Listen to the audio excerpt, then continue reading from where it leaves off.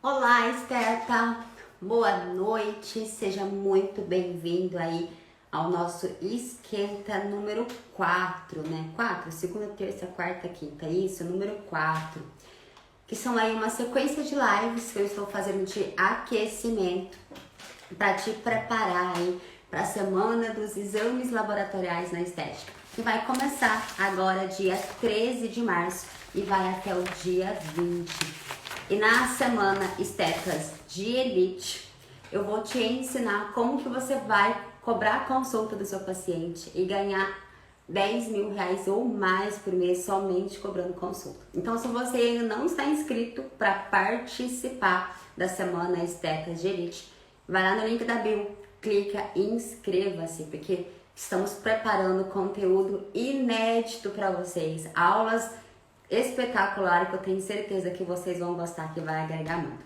E vamos lá, sem muita enrolação, né? Hoje nós vamos conversar sobre probióticos e como que probiótico e prebiótico pode te ajudar aí a se posicionar melhor no mercado. Esteta, a intenção é sempre chamar a sua atenção para as oportunidades que você está perdendo em não cobrar consulta. Por quê? Porque eu recebo muitas mensagens, muito direct de pessoas colocando dificuldades no seu conhecimento, colocando objeções aí na concorrência, que o mercado não está preparado para isso, que na sua cidade isso não é possível, que a cultura daquela região é inviável e tal. E o que está acontecendo? Está faltando você pensar de uma outra forma e enxergar por um outro ângulo. E o seu conhecimento vale muito. O que está faltando então é você concluir como que você vai entregar esse conhecimento para o seu paciente de forma que você resolva o problema dele. Os pacientes estão sempre dispostos, nós estamos dispostos a pagar por algo que resolva o nosso problema. Por exemplo, se o seu chuveiro queimou e você não sabe trocar, o que você vai fazer? Pagar alguém para trocar o chuveiro, certo? Pagar alguém para resolver o seu problema. Se você está doente, o que você faz? Você vai ao médico e paga o médico para te apresentar uma solução, correto? Se o seu carro estraga, você vai fazer o quê? Levar no mecânico, pagar o mecânico para ele te apresentar uma solução. Você, Esteta, tem um monte de soluções que você pode apresentar para os seus pacientes. E você está fazendo isso de forma gratuita. E não é justo, porque nós, estetas, nós passamos anos e anos estudando, lendo aí bastante livros, lendo aí artigo científico, abdicando talvez de um tempo com a família, com os filhos, para estudar, para fazer uma especialização, para fazer um curso livre. Então você precisa começar a quebrar esse paradigma, esse obstáculo que você enxerga e mudar a sua atitude, tá bom? E hoje o nosso bate-papo é sobre os probióticos, como que o probiótico vai aí te ajudar, né, a se posicionar melhor. Gente, probiótico, a gente começa a pensar em probiótico e fala assim: nossa, probiótico é uma das coisas mais simples do planeta. Como que eu posso ganhar dinheiro sabendo probiótico, entendendo de probiótico? E fica comigo até o final, que você vai ver que tem um monte de coisas de probiótico que você não sabe. E a partir do momento que você adquire esse conhecimento e que você apresenta isso para o seu paciente, é sim um motivo forte de você cobrar consulta, porque você vai passar a resolver vários problemas do seu paciente, tá bom? Então, gente, vamos lá, né? Pra gente começar aí a conversar um pouquinho sobre probiótico, nós temos que entender, falar do intestino, né? Acho que não tem uma santa live que eu não falo do bendito louvado seja intestino.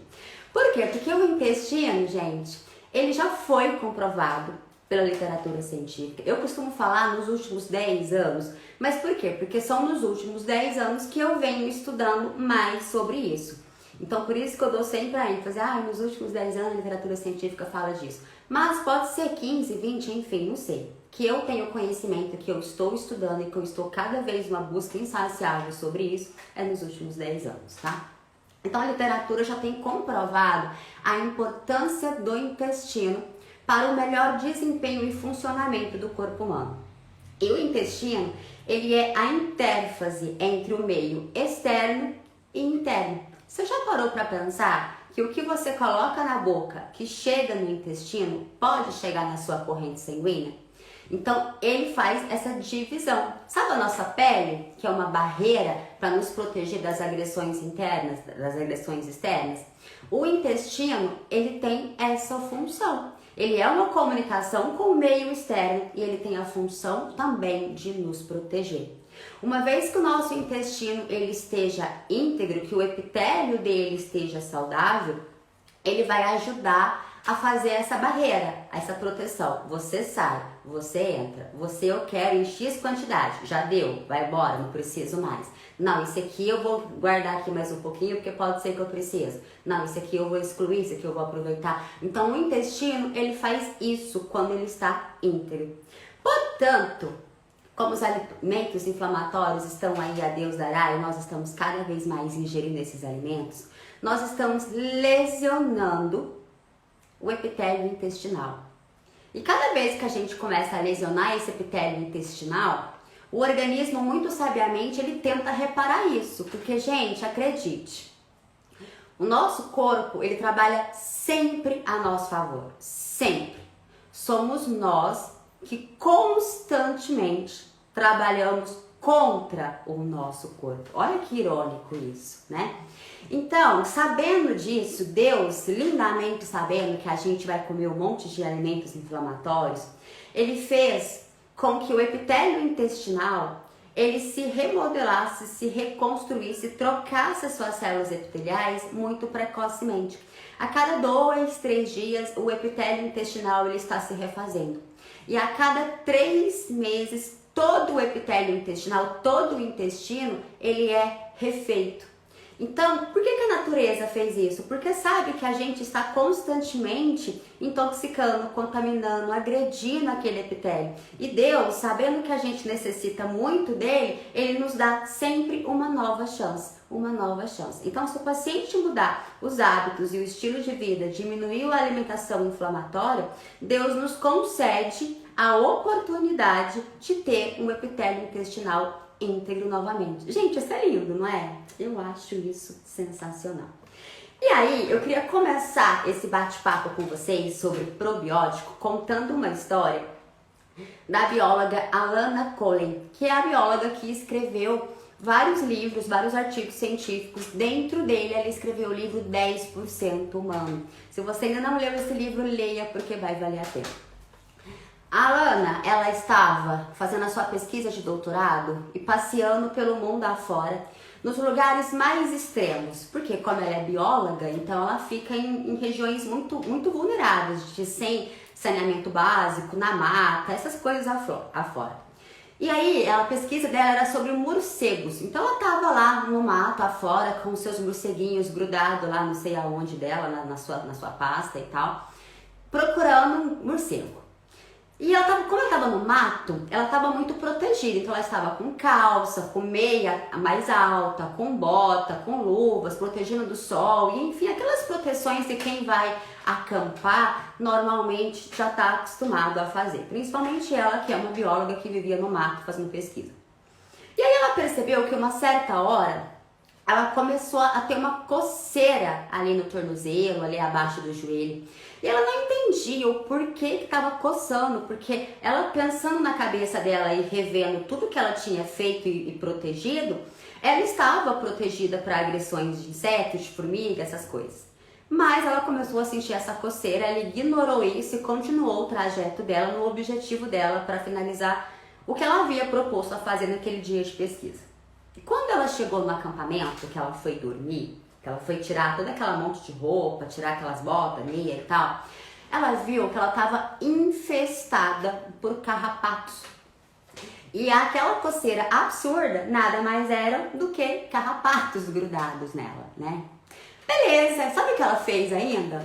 Ignorou os carrapatos grudados na pele dela, foi cuidar dos morcegos dela, foi fazer as anotações que ela precisava e tal. E só depois que ela falou assim, agora eu tenho tempo livre para cuidar dos carrapatos, é que ela foi tirar os carrapatos da pele dela. Ou seja, ela já tinha visto e ainda deixou um pouco para mais tarde. Tirou os carrapatos e a vida seguiu. Com o passar de poucos dias, a Alana começou a ficar doente. ficar doente, ter muita febre, ficar muito desconfortável, ela literalmente ficou muito doente. E aí eles foram investigar o que estava acontecendo com ela. Mas até descobrir o que estava acontecendo com ela, ela foi fazer diversas terapias com antibiótico. Então o médico tentava um antibiótico, ela não melhorava, passava um tempo, trocava de antibiótico, ela não melhorava. E isso eles ainda estavam naquela luta investigando o que havia acontecido com a Alana, que ela estava cada dia pior. Até que ela contou, né, ou eles investigaram, enfim, não sei muito bem, que ela tinha sido picada por vários carrapatos. E eles começaram a pesquisar uma doença específica do carrapato em humanos e viu que ela estava contaminada por essa doença do carrapato. E aí ela entrou com um novo ciclo de drogas, né, de antibióticos, para combater aí essa patologia. E ela ficou mais de 3 meses fazendo uso de antibióticos nessa. Começa, para, tenta esse, para, até que descobriu qual que era o antibiótico certo e ela ficou fazendo uso por mais ou menos 3 meses. E a Alana percebeu que depois que ela fez essa terapia intensa com diversos antibióticos, a vida dela mudou drasticamente. Ela percebeu que a sua imunidade estava zero, que ela estava sempre doente, sempre com gripe, rinite, indisposição, cansada, falta de concentração, apresentando problemas de pele, queda de cabelo, enfim, a vida dela passou a ser uma pessoa doente. E ela não compreendia o porquê que ela estava naquela situação. E ela, como é uma cientista, uma boa cientista que se trata, ela foi começar a refletir sobre o que tinha acontecido no estilo de vida dela, nos hábitos, nos últimos tempos, que pode ter alterado o organismo dela a tal ponto dela ficar tão doente. E aí, ela viu, ela lembrou, ela pensou que foi os antibióticos. E conforme ela foi estudando sobre os... esqueci a palavra, os antibióticos e sobre as bactérias, ela foi vendo e descobrindo a importância aí dessas bactérias. Tanto que os estudos dela são sobre bactérias e ela tem um livro fodástico, que é esse 10% humano, que é maravilhoso, totalmente focado nisso. E quanto mais ela estudava e mais conhecia o universo das bactérias, mais ela constatou que ela precisava recuperar as bactérias do corpo dela se ela quisesse voltar a ter uma qualidade de vida novamente. E a partir daí ela entrou numa luta contra o tempo para estudar o máximo de coisas possíveis sobre o intestino, sobre a flora do intestino e como que ela poderia recuperar a flora dela que foi morta por antibióticos e que ela estava completamente aí desprevenida, né, desprotegida aí desses micróbios, né? A partir desse momento que ela começou a estudar, ela percebeu o quanto as bactérias estão presentes no nosso corpo. Por isso que o livro dela chama 10% humano. Por quê? Porque nós somos 10%. O restante tudo é bactéria. Nós temos muito mais bactérias no nosso corpo do que células. Então, se você for pensar, nós não somos humanos, nós somos bactérias. E aí, ela foi verificar qual que era a função dessas bactérias, por que o nosso corpo tinha essas bactérias, qual que era a função deles em nos ajudar. E aí ela escreveu várias coisas e nós vamos discutir algumas coisinhas hoje que eu achei relevante, que você precisa saber para você começar a introduzir isso na sua rotina, na sua avaliação e para você ter mais argumentos, mais um ponto para começar a cobrar a consulta do seu paciente, tá? Então, vamos verificar aqui. O que eu ia falar para você? Eu me perdi agora. Através desses estudos que ela fez, ela contou também uma história muito interessante de uma paciente que teve um filho com autismo. É uma mulher que ela havia 4 filhos.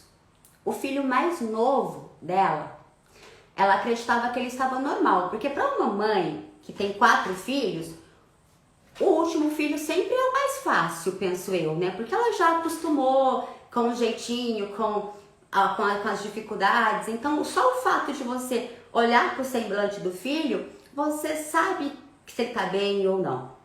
Eu, por exemplo, não tenho filhos, mas eu tenho monte de cachorro. E eu conheço cada um deles, eu conheço pelo jeito que eles me olham, pelo jeito que eles latem, eu sei o que eles estão pedindo, eu sei o que eles querem, eu sei quanto eles estão tristes. Então, isso com cachorro. Pensa uma mãe, então a mãe sabe muito mais. E aí essa mãe levou esses 4 filhos no pediatra para fazer aquela consulta de rotina normal. Ambos os filhos na concepção dela estavam normais. O filho mais novo, que é esse quarto, o pediatra detectou que ele estava com uma otite, inflamação de ouvido. E ela falou assim, não tá não, meu filho tá ótimo, ele não tá tristinho, tá se alimentando bem, ele tá mexendo, ele tá legal. Eu acho que deve estar havendo algum engano. Ela ainda questionou com o médico. E aí o médico falou assim, não, ele realmente tem uma otite. E quando a criança é bebê, que tem inflamações de ouvido, elas precisam de ser cuidadas com uma certa cautela, porque é muito fácil isso se estender, se tornar mais grave e o paciente vir a perder a audição. Então, dentro do mundo pediátrico, as otites elas são muito bem investigadas e elas são até exageradamente cuidadas para que não corra o risco desse paciente vir a perder a audição. Nesse momento, essa criança entrou com vários antibióticos. Vários. E aí passava no retorno com o pediatra, ele achava que não estava legal, mudava a droga, mudava a concentração, mudava o tempo. E essa criança, que aí na época era um bebê, passou por um ciclo de antibiótico intenso também. E a mãe começou a observar que essa criança começou a mudar o semblante, mudar o formato, mudar as expressões, a criança já andava, ela retardou, ela começou a não andar, a ficar mais engateando. A criança já estava pronunciando algumas falas e de repente parou de falar. A criança começou a ficar agitada, a bater a cabeça na parede, a gritar, a oscilar muito de humor, a brigar com os irmãos. E ele ficava sempre andando, relatando de um lado para outro, tipo assim, ele vai num ponto e volta, vai num ponto e volta. Então a mãe começou a perceber que aquela criança mudou o estilo, mudou o temperamento, mudou o humor dela. E ela tinha certeza que essa mudança de humor havia acontecido depois de tantas drogas que essa criança havia tomado. Ela retornou em vários médicos, ela fez uma luta constante em vários médicos, porque ela estava fiel, ela estava digna, determinada na verdade, a convencer os médicos de que o filho dela não era doente. E o filho dela, depois desses sinais e sintomas, foi diagnosticado com autismo. E como ela tinha a percepção dela do filho antes das drogas e depois das drogas, ficou muito claro para ela que o filho dela passou a desenvolver autismo por causa do excesso de antibiótico. E como ela passou em vários médicos, vários desses médicos ignoraram isso para ela, até porque não tinha nenhum embasamento científico para isso, ela começou a ser autodidata e a estudar loucamente o que poderia estar acontecendo que o filho dela começou a desenvolver autismo. E nesses estudos que ela fez, ela chegou numa conclusão, que tem uma bactéria que nós temos no nosso corpo, que ela é uma bactéria patológica, ela é ruim para nós, mas nós temos ela no nosso corpo, no nosso intestino. Quando o nosso intestino ele está saudável, quando ele está íntegro, essa bactéria fica ali meio que inativa. As bactérias boas conseguem neutralizar ela. Quando nós temos uma diminuição das nossas bactérias boas, as ruins fazem a festa. E nesse caso, essa bactéria, ela sobrevaleceu. E com a alteração dos antibióticos, ela começou a liberar uma toxina que passou pela barreira hematoencefálica e foi lá no cérebro da criança e causou alteração de humor nele, o que desenvolveu o autismo nele. E ela foi estudando isso loucamente, ela tinha muitos artigos e ela foi determinada. Até que um certo dia ela achou um médico que estava disposto a ouvi-la e tentar pesquisar isso melhor, porque ela era uma simples pessoa, então ela não tinha argumentos e embasamento científico para evoluir essa pesquisa. Aí esse médico, sabendo dessa bactéria, investigou o intestino dessa criança e viu que no intestino dessa criança tinha muitas bactérias dessa que ela havia comentado e que estava assim quase que dominando ali o intestino dessa criança. Para entrar com droga tinha que ser uma droga muito forte, uma droga que você precisa de quase que a nível hospitalar para poder usar essa droga e acompanhar. Aí esse médico, ele fez para ela a seguinte proposta, olha que linda a história. Eu te ajudo a investigar isso, mas você tem que me ajudar a ter argumentos para publicar. Então, nós vamos passar o teu filho numa equipe de psicólogos, eles vão avaliar o teu filho antes, nós vamos entrar com a droga para o seu filho, que são esses antibióticos para matar essa bactéria, e nós vamos continuar, depois disso, a passar o teu filho nessa equipe de psicólogos novamente, para a gente acompanhar isso a nível profissional. Eu não quero somente a sua opinião como mãe, eu quero que profissionais avaliem o seu filho. E ela concordou e assim eles fizeram. Quando ela passou com o filho nessa equipe de psicólogos, antes, psicólogos, psiquiatras, enfim, nem sei quantos e quais. Quando ela passou nessa equipe, eles constataram todos os sintomas, sinais dessa pessoa, desse menino, e concluiu sim que ele tinha autismo. E aí o médico pegou todas essas informações, anexou e começou a entrar com as drogas. Pouquíssimos dias, tipo assim, acho que no quarto dia, quinto, não lembro bem, que essa criança já estava usando essa droga para matar essa bactéria do intestino que estava em prevalência, essa criança começou a andar novamente, sem ficar só se rastejando, engatinhando, melhorou completamente o seu humor, ele passou a conversar com as demais pessoas da casa, ele voltou a sorrir, coisas que a mãe já não via ele fazer há muito tempo, voltou a se alimentar melhor e a falar. Então assim, ele estava começando a falar, entrou com muitas drogas, ele retardou a fala, parou de falar, e aí quando voltou com esse tratamento, iniciou com esse tratamento, ele voltou a falar. E tudo isso passando com os psicólogos, com esses profissionais, e eles acompanhando essa criança a nível profissional mesmo, registrando tudo isso. Então foi constatado através disso, de que realmente as alterações que nós temos a nível de flora intestinal é capaz de desencadear doenças graves, como por exemplo o autismo. E se a gente for ver, o autismo ele está mais frequente agora. Antigamente não falava-se em autismo. E aí eu abro um parêntese. Antigamente não falava em autismo porque não era investigado, estudado sobre o autismo ou porque não tinham mesmo. A literatura fala que antigamente não tinha mesmo a taxa de autismo. E aí, até fala o ano que começou a aparecer, eu não lembro. Mas aí, o que acontece? O que eles estão associando?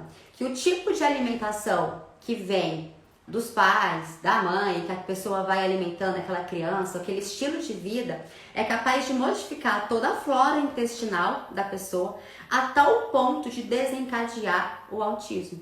Isso é lindo, isso é lindo. Eu acho isso muito maravilhoso. A ciência ainda está pesquisando sobre a questão do autismo e a flora intestinal. Não foi ainda comprovado isso cientificamente, porque precisa de um longos anos estudando e comprovando isso.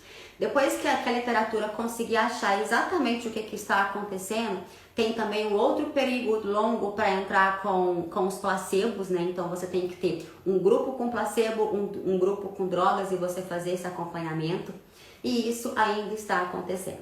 Só sei que hoje a mãe dessa criança com autismo, essa criança já tem 20 anos, e uma das irmãs, né, porque eram 4 filhos, uma das irmãs se tornou cientista, e a linha de raciocínio dela, a linha de pesquisa dela é associar e comprovar que a flora intestinal influencia sim no autismo. Então assim, a mãe começou um trabalho, né, devido às suas dificuldades de estudo, de conhecimento, enfim, a mãe não conseguiu prosseguir, até porque a idade foi chegando, e hoje uma das irmãs tem como carro-chefe fazer essa pesquisa. E essa pesquisa está hoje em andamento, e isso é lindo, não vejo a hora de ver o artigo dessa moça para ver o que aconteceu e como que deu, mas é sensacional. Então isso, o que eu tô contando todas essas histórias para você?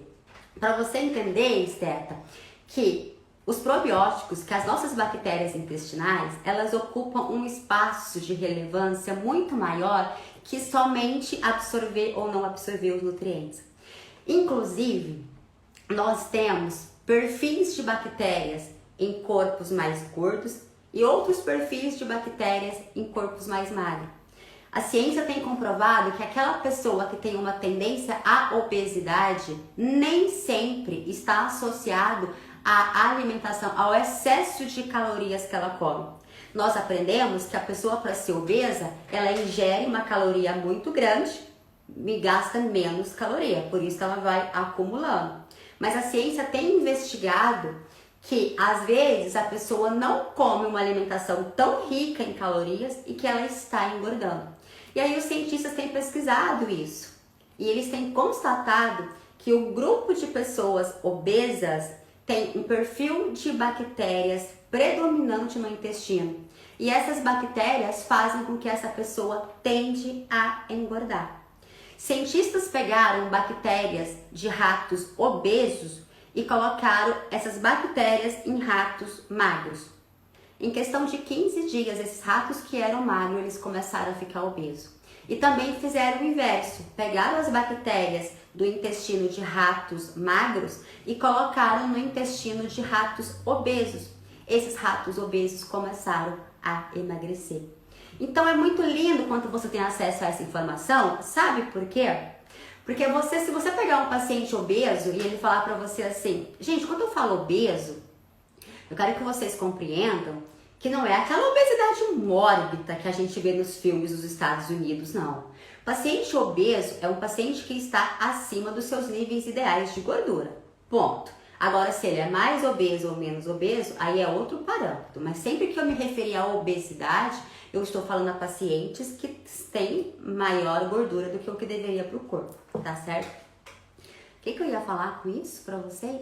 Se você pegar um paciente obeso, você tem que pensar, fazer uma anamnese e investigar, mas um dos fatores que você tem que ficar sempre atenta aí, agora que você já possui essa informação, é assim, verifica, o paciente come muito, porque às vezes o paciente ele é obeso, mas ele realmente tem uma alimentação muito estranha, né? Ele come para ter aquele corpo. Mas vocês vão receber no consultório de vocês pacientes que relatam que não comem tanto assim para ser obeso, pacientes que estão passando com outros profissionais e estão com a dieta em dia, que estão fazendo acompanhamento de personal, que estão fazendo atividade física em dia e que não está conseguindo emagrecer. Esses pacientes, vale a pena você suplementar esse paciente com essas bactérias que são predominantes no corpo magro, para que essa paciente consiga emagrecer. E o que essas bactérias fazem? Essas bactérias que têm essa tendência do corpo gordo, é assim, depois que o intestino faz toda a absorção dos nutrientes, que ele praticamente virou um cocô para jogar fora, essas bactérias que têm um predomínio maior no intestino do gordo, elas ainda pegam esses restos de resíduos e ainda absorvem um pouco mais. Então, um paciente magro, por exemplo, ele vai absorver numa alimentação, vamos chutar, 200 calorias. O paciente gordo, ele vai absorver 204. Se você for pensar, 200 para 204 é pouco, mas de 4 em 4, todos os dias, durante longos anos e a vida inteira, esse paciente está absorvendo muito mais calorias do que o que ele realmente precisa. E quando você tem esse conhecimento, que é um motivo muito justo e digno de você cobrar consulta, porque veja bem, seu paciente não pagaria essa informação? Gente, vocês não fazem ideia de como o paciente obeso ele sofre. Ele sofre por ser obeso, ele sofre porque ele transpira muito, ele sofre porque às vezes ele tem um odor forte, ele sofre por dores, ele sofre por cansaço, ele sofre por preconceito, ele sofre. Então se chega um paciente até você e você tem esse conhecimento e você talvez consegue ajudar isso através de uma modulação de um probiótico específico, esse paciente vai ser grato para você. E essa informação poucos sabem.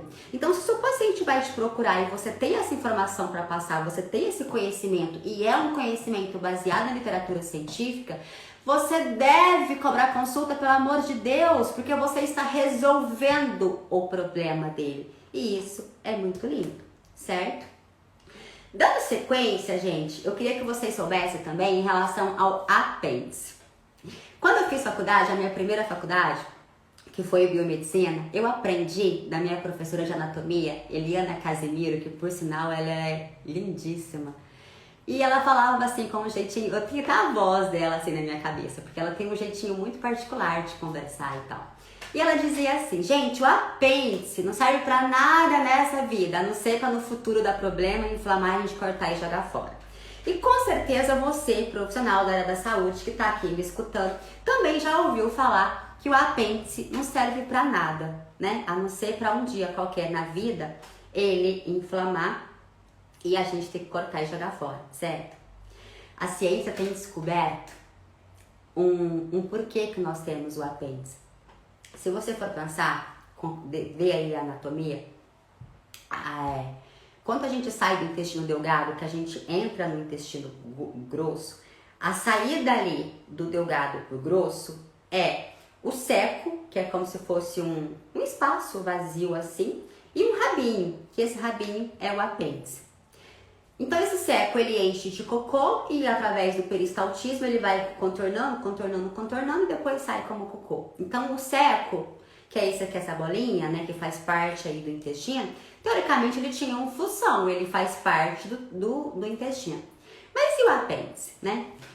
A ciência tem afirmado, tem descoberto, tem investigado isso ainda, né? Não é algo que já está descancarado aos quatro cantos do mundo.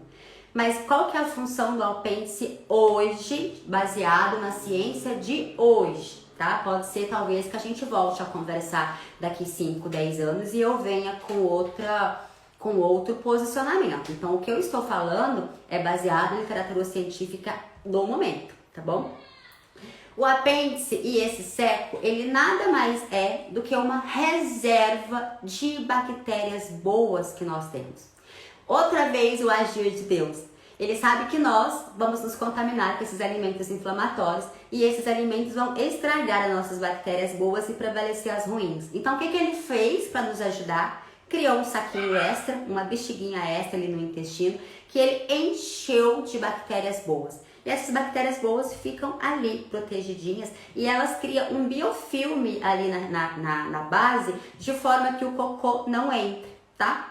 Só que aí a gente está comendo ruim, a gente está inflamando, a gente está com alimento altamente patológicos para o corpo. As nossas bactérias boas vão diminuindo, então o apêndice começa a liberar a reserva. E o apêndice libera a reserva e vai liberando a reserva. Chega uma hora que a reserva acaba.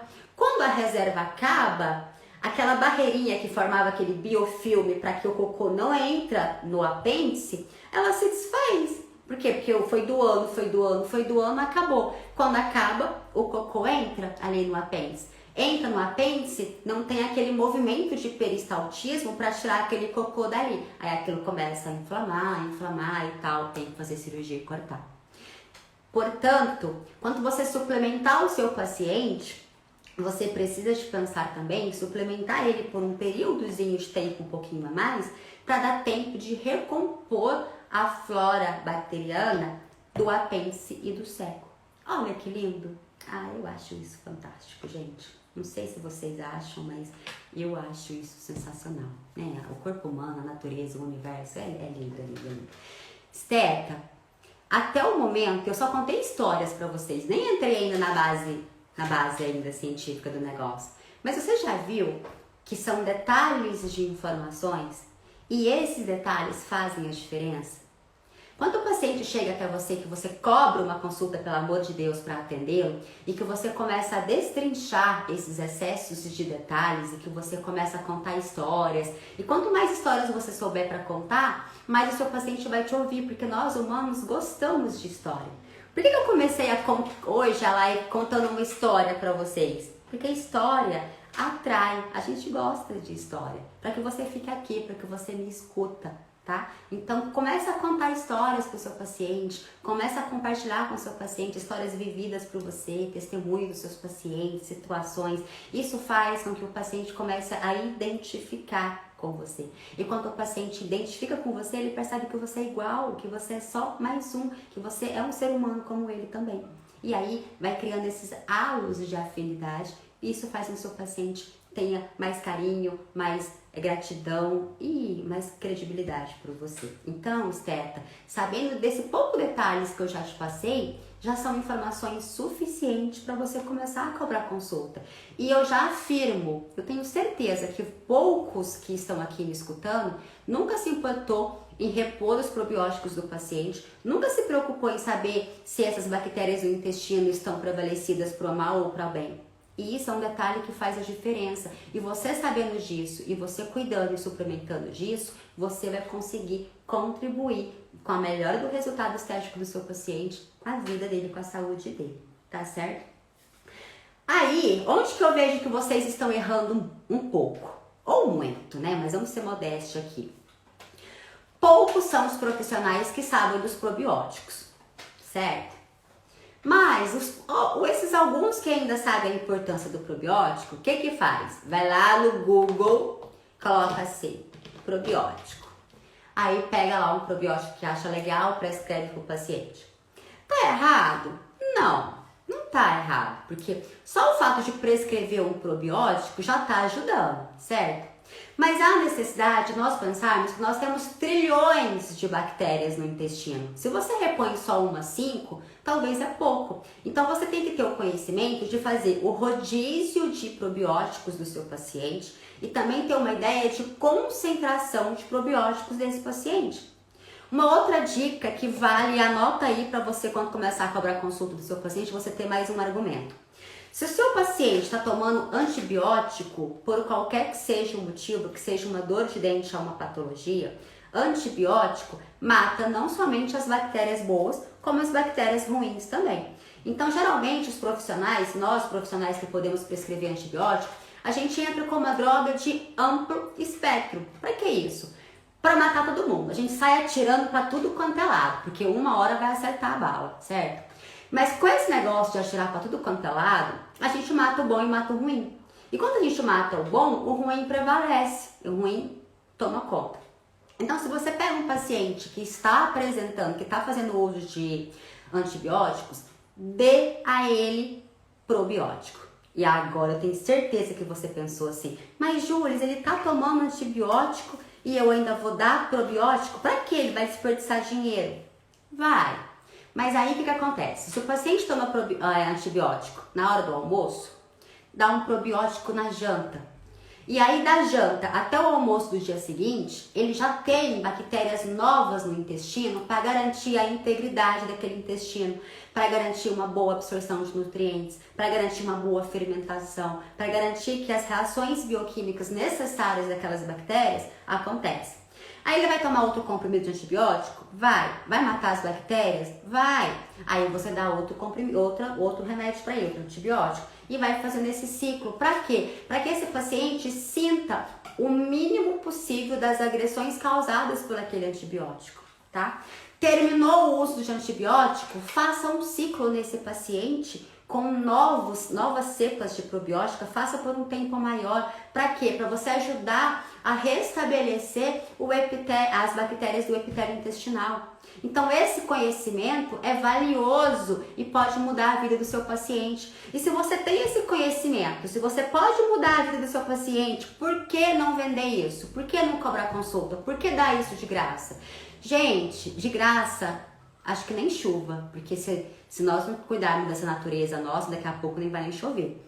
Você gasta tempo estudando, você gasta tempo comprando livros, você gasta um monte de coisa, gasta dinheiro investindo no seu conhecimento. Não é justo que você entregue o seu conhecimento de graça. Então comece sim a cobrar, mas tenha argumentos para cobrar, tenha justificativa, tenha literatura ali para você poder fazer uma consulta daquela consulta, tá? Outra coisa também que eu percebo é o seguinte, às vezes o seu paciente, ele tá com um problema a nível intestinal que você é capaz de solucionar só através aí do uso dos probióticos, e por você não ter esse conhecimento, você está encaminhando o seu paciente, que você teria recurso para solucionar, para outro profissional.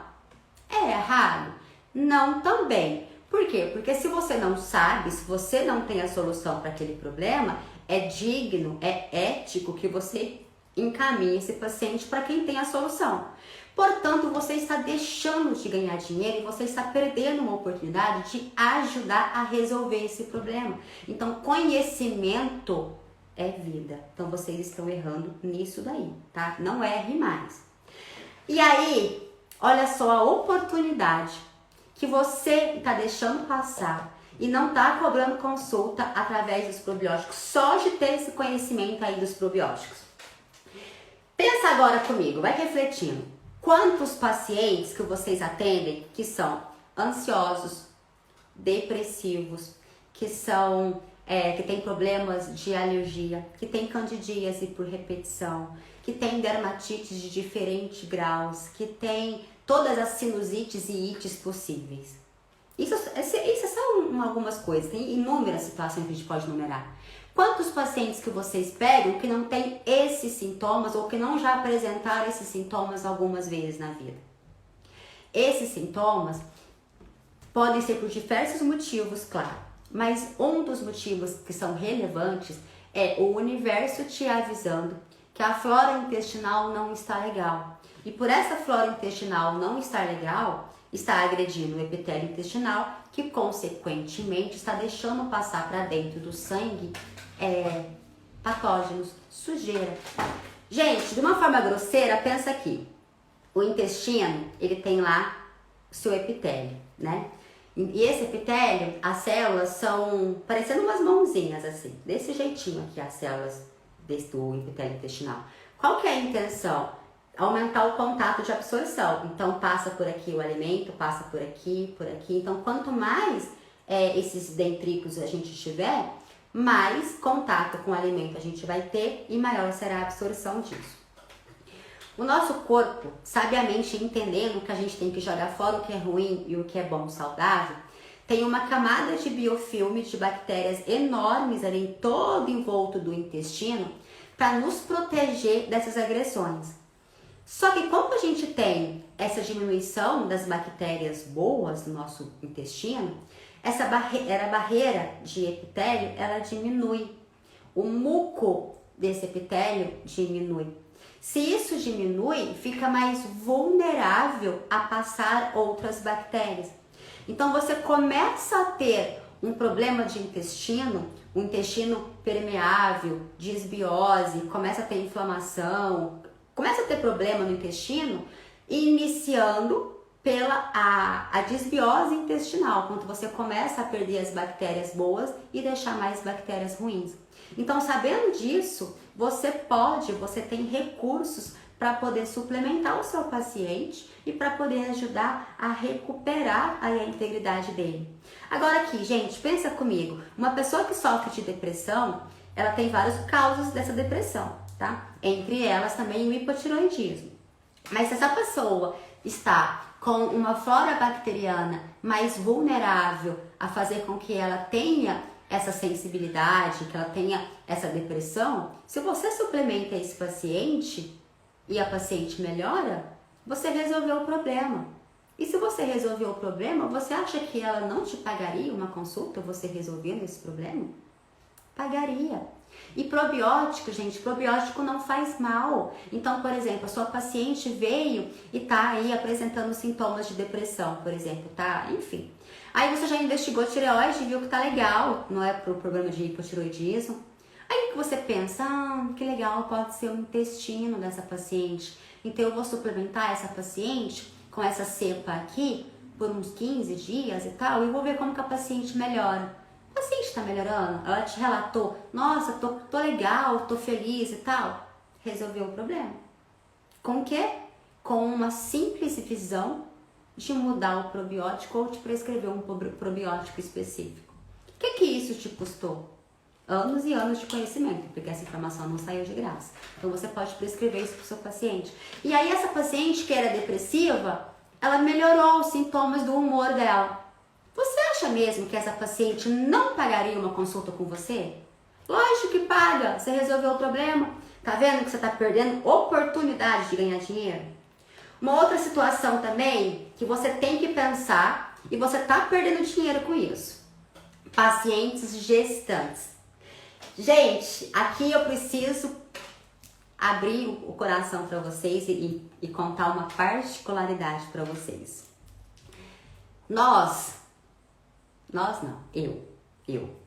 Eu, Júlia, não tenho filho, né? Penso em ter, talvez um dia, quem sabe, se Deus me abençoar, mas não é a minha prioridade. Mas eu não tenho filho. Mas eu sempre falei assim, se algum dia eu for ser mãe, eu vou ter cesariana, não vou ter filho com parto normal, mas nem que me pagasse. Porque, gente, na faculdade, eu vi vários vídeos de parto normais que o professor de fisiologia mostrava e eu achava aquilo assustador. Tem gente que acha lindo, eu acho assustador. Então eu gravei aquela imagem na minha cabeça e eu pensei assim, nunca na minha vida, se Deus me abençoar, eu vou ter parto normal, eu quero ter parto cesariano. Essa era a minha concepção. Lógico, eu sou uma pessoa estudada, instruída e eu sei dos benefícios do parto normal? Sei. O que eu sabia? Que a flora da vagina da mãe era importante para o bebê, que esse bebê ia ter mais imunidade, mais saúde, mais beleza, ia ser ótimo, tá? Pronto, essa era a informação básica que eu tinha. E aí, gente, eu tenho cachorro em casa, vocês sabem, né? E minhas cachorrinhas, elas vivem ganhando bebê, cara. Aqui em casa é uma produção em alta escala, quase que igual coelho, sabe? Toda vez tem uma ninhada. E eu ajudo as minhas filhotes, as minhas bebezinhas aqui, a ganhar seus filhos. Então, eu vejo o parto normal. E cada vez é assustador. E aquilo ia fortalecendo ainda a minha ideia de que nunca, se Deus me abençoar, eu vou ter parto normal. Aí, gente, como vocês sabem, eu gosto de ler. Eu gosto de estudar, eu tô sempre lendo e estudando, e aí eu vejo um assunto que eu posso melhorar, vou lá e estudo mais e aquela coisa vai. Comecei a entender sobre os partos normais.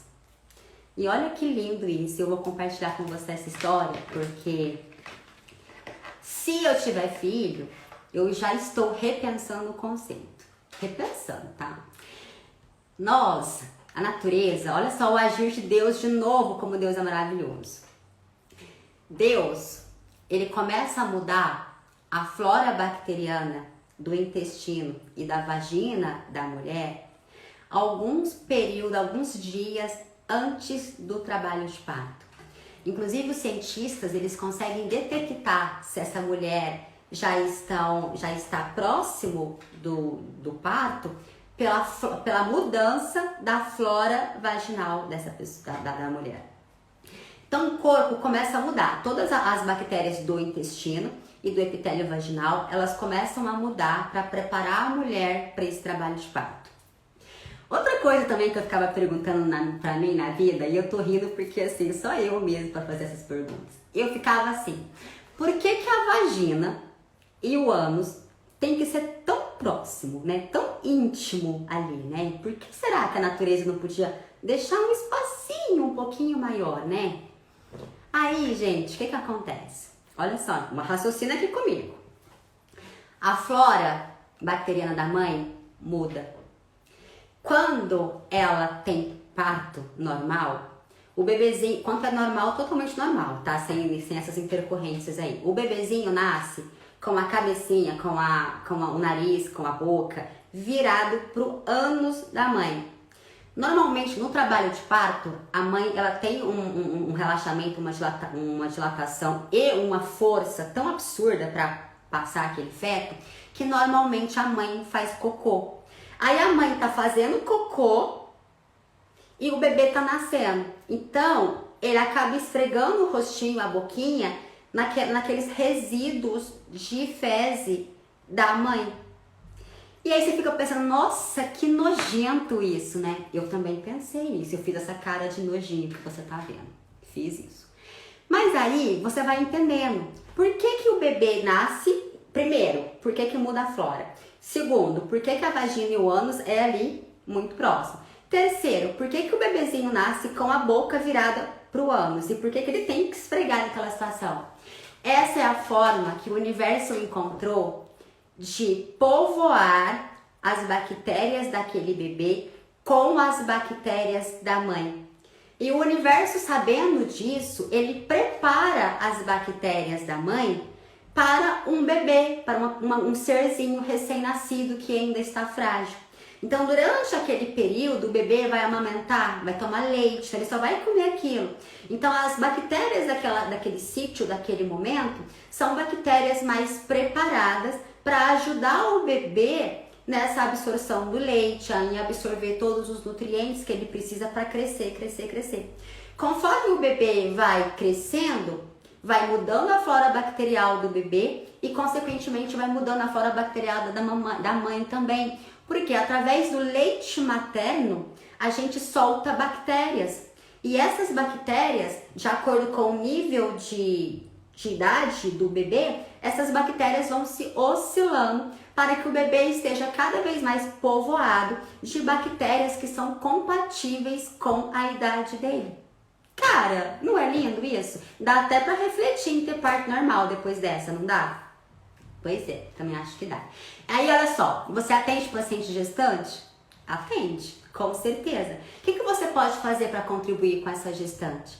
Ajudar ela com todas essas orientações que eu acabei de te passar e ainda suplementar essa bactéria com probióticos específicos para essa fase que ela está vivendo, para poder ainda ajudar melhor na flora do bebê. Por quê? Porque às vezes a mãe não tem essa orientação. E aí, aí ela tem uma alimentação muito errada, muito inflamatória, come muito doce. Se a mãe não tem hábitos e estilos de vida saudáveis, por mais que o corpo tenta mudar essa flora bacteriana para a época do trabalho de parto, não consegue mudar isso totalmente. Então, às vezes, o bebê não vai ter uma flora tão boa em relação a isso. E você sabendo desse estilo de vida que a sua paciente grávida tem, você pode entrar com probiótico para o seu paciente.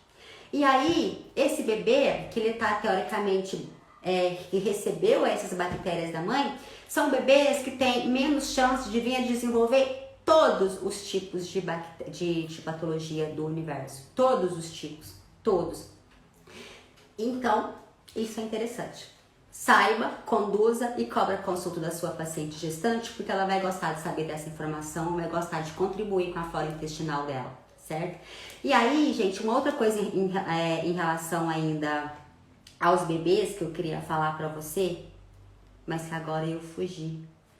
Deixa eu ver, deixa eu raciocinar aqui o que eu tava falando, eu me perdi. Da mãe gestante, a flora pros bebês. Ah, eu esqueci.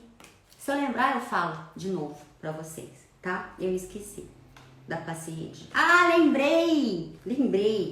Aí, você deve estar perguntando assim, nossa, Júlia, mas então, se eu tiver parto cesariano, não vai ser legal pro meu bebê? O que eu posso fazer para poder controlar isso, né? Reverter isso? Lógico que eu li essa informação e que eu pesquisei, porque eu tô refletindo ainda sobre a cesárea e o parto normal, caso eu engravide, né? O que os cientistas fizeram? Tem um cientista muito legal, assim, eu acho que ele é legal, né? Não conheço. Que ele, estudando sobre bactérias e estudando sobre a flora intestinal, ele já sabia tudo isso, já tinha todo o conhecimento da importância aí das bactérias, dos probióticos e de repor essas bactérias, e a mulher desse cientista engravidou. E eles fizeram todo aquele trabalho, né, pra mulher facilitar o parto normal, para ter um parto tranquilo, para melhorar a dilatação, enfim, todas aquelas técnicas, né, que a fisioterapia ensina pra gente nesse período excelentemente. E a mulher desse cientista fez também esse trabalho. Só que, na hora do parto, houve ali algumas complicações e não foi possível realizar o parto normal. Teve que realizar a cesárea. Sabe o que esse cientista fez? Ele pegou um cotonete, ele pediu um suave para a equipe médica. Ele passou no epitélio, passou na vagina da esposa dele. E assim que eles pegaram o bebê por cesárea, ele passou o cotonete na boquinha do bebê, no nariz do bebê e todo o rostinho do bebê. O que ele fez propositalmente? Ele contaminou o bebê com as bactérias da vagina da mãe, com a intenção de diminuir as futuras patologias que ele pode ter por não ter tido contato com essa flora. Legal, né? Outra coisa também que a ciência fala que você pode fazer, gente, isso é tudo a nível de curiosidade, tá? Porque, cara, eu falo mais que a língua e aí eu vou contando. Outra coisa legal que eu achei fantástico é assim, se você já sabe, por exemplo, que o seu parto vai ser cesárea, que você por algum motivo você quer que seja cesárea ou tem que ser cesárea, enfim, não interessa, vai ser cesárea, você pode fazer o seguinte, também é coisas da ciência, da literatura, não é coisa da minha cabeça, não. Pegar uma gaze, colocar na calcinha, na vagina da mulher e deixar aquela gaze ali pelo menos umas 4 horas. Aí deixa lá, quando ela entrar em trabalho de parto, você pega aquela gaze, coloca num ambiente estéreo, guardadinha, deixa a gaze lá guardada. Quando tu tirar o bebê por cesárea, você pega a gaze e esfrega no rostinho do bebê, esfrega nas mãozinhas do bebê. Essa questão da gaze ficar na vagina por pelo menos 4 horas antes do trabalho de parto, substitui ou potencializa o cotonete, né? Então, assim, o cientista que eu contei a história anterior, ele usou de recurso um suave que ele pediu no hospital. Mas se você tiver mais tempo para isso, a gaze é uma boa alternativa. E por que tudo isso? Porque quando você fortalece, quando você equilibra a flora bacteriana do intestino do indivíduo, aquelas bactérias elas vão fermentar e produzir produzir reações químicas que são importantes para desenvolver o seu humor, para absorver seus nutrientes, para diminuir suas patologias e por aí vai. Então, Esteta, eu tentei aqui trazer para vocês, fazer aqui hoje, um bate-papo bem descontraído, né? Por isso que eu trouxe várias histórias para vocês, até compartilhei aí um pouco da minha intimidade com parto para vocês, para que você comece a pensar nos detalhes da vida que você está deixando passar desapercebido. Essa informação de probiótico, todo mundo sabe de probiótico, todo mundo entende a importância de probiótico. Mas a forma como você aborda essa informação, a forma como você entrega essa informação para o seu paciente, a forma como você suplementa o seu paciente, é isso que vai fazer com que você seja diferente dos demais profissionais. E o fato de você ter esse conhecimento e ter essa delicadeza de saber suplementar o seu paciente de acordo com as necessidades dele, é o que vai te dar parâmetro, recursos para você cobrar consulta. Então a consulta, ela deve de ser cobrada a partir do momento que você agregue valor, que você entregue algo mais. Não dá para você pensar em cobrar consulta se você fizer uma avaliação estética no seu paciente, pura e simples, básica, essa que nós aprendemos na especialização, certo? E falar para o paciente assim, olha, você tem que fazer isso, vai gastar tanto e vai durar tanto tempo. Essa informação meia boca, vaga, superficial, sem intimidade com o seu paciente, sem apresentar dados científicos, sem investigar as funções metabólicas dele, isso não acrescenta. E para isso o seu paciente não paga. Então, quando eu ouço estetas que falam assim, aqui na minha região não é cultura cobrar consulta, se eu cobrar consulta eu vou perder o paciente.